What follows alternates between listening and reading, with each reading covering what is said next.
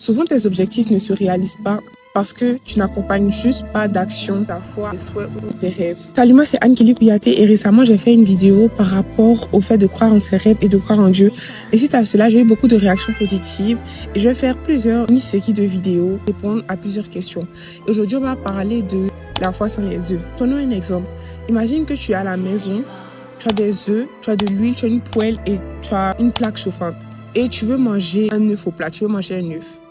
Et tu es là, tu es assis et tu es là. Oh, j'ai vraiment envie de manger un œuf.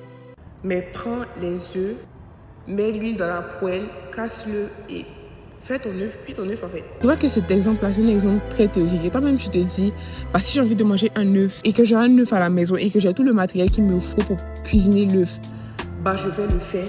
Bah, je vais cuisiner l'œuf. La même chose par rapport aux rêves et aux objectifs. Tu ne peux pas juste souhaiter quelque chose et attendre que ça tombe du ciel en fait. Parce que ça va jamais tomber du ciel. Je parlais du fait que Dieu est l'architecte de notre vie et qu'il nous donne les plans de notre vie en main. Mais en fait, c'est toi qui décides. En fait, si tu prends les plans là et tu les... excuse-moi, je t'aime, mais si tu prends et tu décides d'appliquer et tu décides de commencer à faire des actions concrètes qui vont te mener vraiment à atteindre cet objectif-là. Alors, par exemple, tu veux être premier de la classe, tu veux avoir les meilleures notes, tu veux obtenir cette bourse, tu veux pouvoir rentrer dans cette formation ou dans cette école. Commence à appliquer, commence à construire ton bulletin, à construire ton curriculum vitae, commence à faire des activités, commence à te renseigner, commence à faire des recherches, commence à te couper des relations toxiques, des gens qui ne te font pas forcément avancer.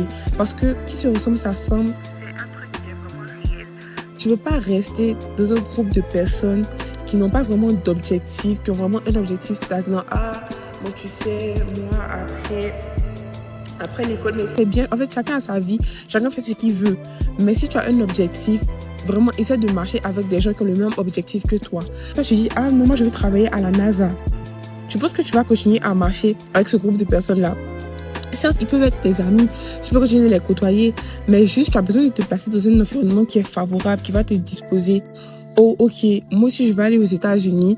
Voilà ce qu'on va faire pour aller aux États-Unis. Oh, tu sais, est-ce que ton anglais est bon? Ah non, je connais tel centre où on peut prendre des cours d'anglais pendant les vacances.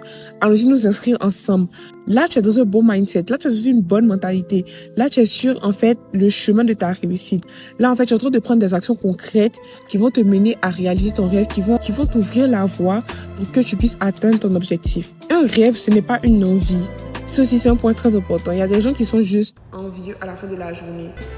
Mais un rêve, c'est pas une envie. Un rêve, c'est pas parce que quelqu'un a acheté un sac Louis Vuitton et que tu as envie d'acheter le sac Louis Vuitton que c'est forcément un objectif. Je sais qu'un objectif, il est mesurable, réaliste et atteignable dans le temps. Tu ne peux pas mesurer l'envie d'acheter un sac en définissant celui-ci comme un objectif et à la fin, quand tu n'as pas le sac, tu es en mode « Ah, j'ai pas eu le sac. » Non. Mais est-ce que toi-même, ce que tu dis, c'est sérieux? À part si tu travailles, à part si tu es salarié et que tu gagnes un SMIC français ou un SMIC canadien, un SMIC américain, l'argent ne va pas tomber du ciel pour que tu achètes le sac Louis Vuitton en fait. C'est la fin de cette vidéo et je t'invite à liker, à t'abonner et à mettre un commentaire afin de suivre les prochaines vidéos qui vont sortir sur cette série.